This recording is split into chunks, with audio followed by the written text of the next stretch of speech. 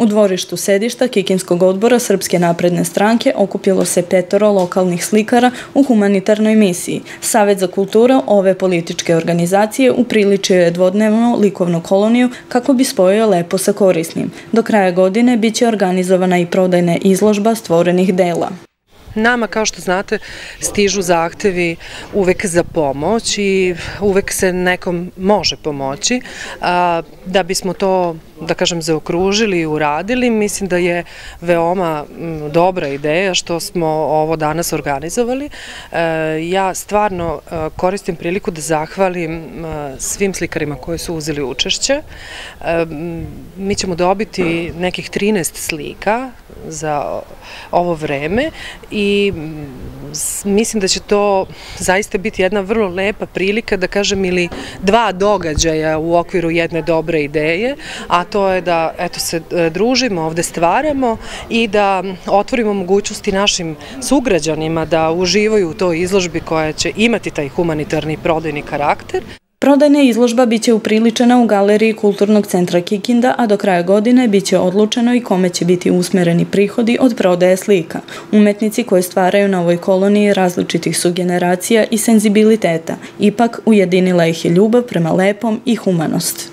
Glavni motiv je to što ste kazali da je humanitarnog karaktera i gde god se nešto što daje učestvuje za decu, naročito, tu se rado odazivam. A pogotovo ovo što je, inače ja sam iz Kikinde, udata u Mokrinu, a ovo je moj grad. Prema tome, ako se neću ovde odazvati, ne znam gde bi se odazvala. Šta je ono što trenutno stvarate? Ovo trenutno radim pejzaže. Računam da ipak naši Kikinđani vole pejzaže, pa nadam se da će se lakše prodati, pa novac proslediti onima kojima je i potreban. Pre možda nedelju i pol dana, 2 nedelje smo imali jedno otvaranje nove kolonije, memorijalna kolonija za dževa ovoga. I onda rešio sam, pozvali smo me tu za humanitarne stvari na koje se jako rado odazivam.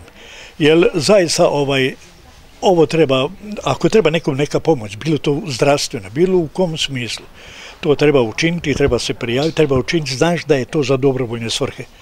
I tu me srce stvarno, tu imam olakšanje, kao da otpustim neki ventil. Znam da sam nekom učinio neko dobro. I uopšte mi nije teško, uradio sam 2 slike, uradio još toliko slika i danas i sutra, pa nek prodaju da dođe u dobre svrhe. Uvek se rado odazivam na humanitarne akcije i jako mi je drago ako, eto, moj mali neki doprinos uspem onome kome je potrebno da. Šta je ono što stvarate trenutno? Pa ja radim tu neku realističnu naivu. Također radim i na tikvama. Znači, uglavnom to je banatski motiv, neki radovi koji su davno zaboravljeni. Eto, pokušavam bar na slikama da ih zadržim, da ih istrgnem iz zaborava. Odazvala sam se prvenstveno zato što je ovo humanitarna akcija i zato što retko kad u Kikindi mi imamo kolonije. Baš sam se obradovala tome i bilo bi dobro da to bude češće. Da li je ovo još jedan dokaz da su umetnici humani? Definitivno da, jesu. Pretežno sam se opredelio za ovu koloniju zato što je humanitarnog karaktera i smatram da trebamo da koristimo svaku moguću priliku kako bi pomagali drugim ljudima kojima je ta pomoć potrebna. Ti si ovde, koliko vidimo, najmlađi. Kakav je osjećaj biti među starijim kolegama? Da li tražiš savete možda? Naravno, svako dok je bio mlađi je tražio neke savete, tako da okružen sam izvanrednim slikarima od kojih mogu da naučim nešto novo. Prvi korak u kulturno-humanitarnoj misiji je započet, a želja i organizatora i učesnika je da događaji poput ovog postanu stalni u našem gradu.